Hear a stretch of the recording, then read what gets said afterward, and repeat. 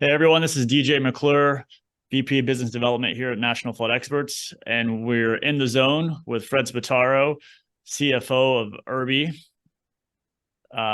Fred, if you wouldn't mind, give us a little intro of yourself. Hi, sure, yeah. In terms of education and background, I have an accounting degree. I've passed the CPA. I've been, and I have a postgraduate degree in construction management.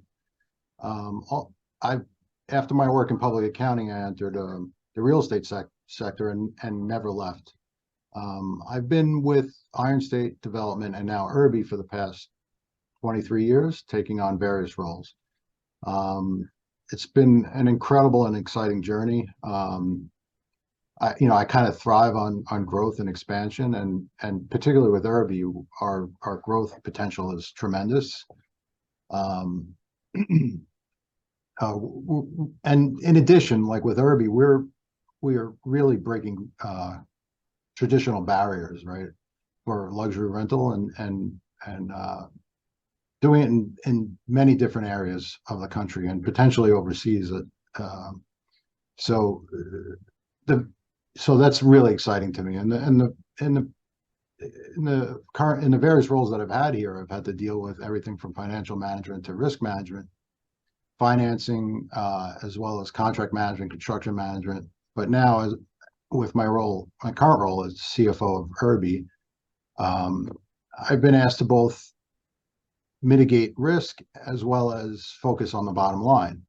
And that's where the flood zones come in. Exactly. And our goal is, to identify opportunities to save on premiums and support the underwriting process.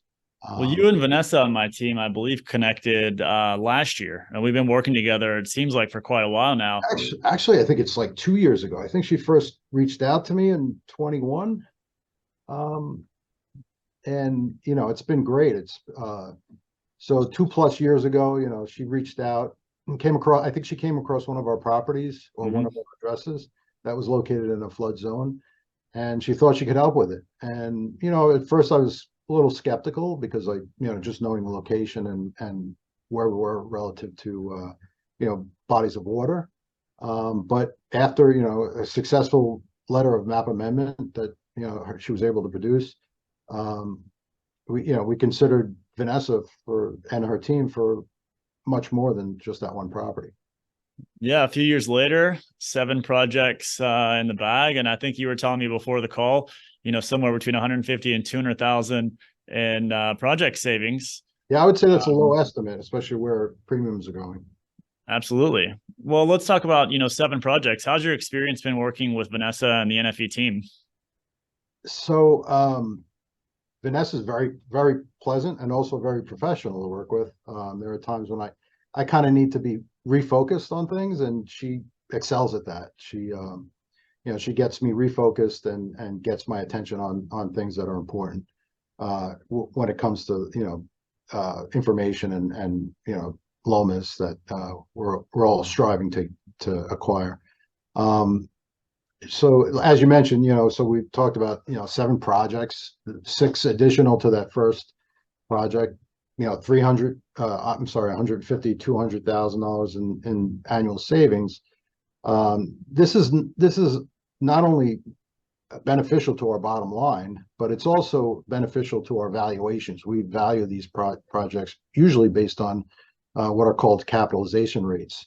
And with capitalization rates, you're taking, your NOI, which is your revenue less your expenses, and applying a capitalization rate to it. And so what happens is, with every dollar of savings, you have an exponential amount of value added.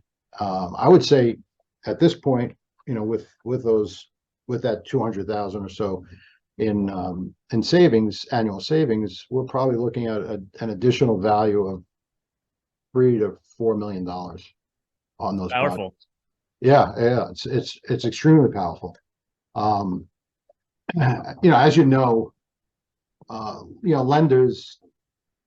most lenders require at least NFIP and mostly require excess flood insurance if the collateral is located in a flood zone. So, and those excess policies are extremely expensive, and the lenders, and obviously they're very conservative. They want limits that are probably unreasonably high, therefore increasing those premiums. So, with Vanessa and her team, again, we've been able to move those projects out of flood zones through a letter of map amendments mostly, and therefore not have that requirement of, that lender requirement of, excess flood insurance, and therefore, get rid of a policy altogether. Would you say this has changed your underwriting process or acquisition strategy in any way for new projects you're looking at? It has, in fact, I was just on a call with Vanessa yesterday, I believe, where we're looking at a project here in Hoboken, New Jersey, and it is in a flood zone. And we started the process with her before even, designing the project to figure out if, okay, can we achieve a letter of map amendment here, or is there something we could do in the design that would, mitigate some of the premiums? We're seeing more and more ground up projects than we ever have. As we're seeing development spread out within new markets, inevitably developers are running into flood zones. So that's great to hear you guys are starting from the early square one. Yeah, I'd like to do that with every project that's located in or near a flood zone going forward. I think it's a great idea. Well, Fred, last question. What advice, might you give to other, investors or companies like you all that are running into properties in flood zones? Yeah, so if there are investors or developers that own properties in flood zones and require flood insurance, I would highly, highly recommend contacting national flood experts to evaluate those properties and potentially, move them out of those flood zones through LOMAs, and at least mitigate the premiums, which we've been able to successfully do as well. Well, fantastic. Well, Fred, thanks again for all your time, and we look forward to working with you again in the future on future projects. Great. Thank you. Thank you.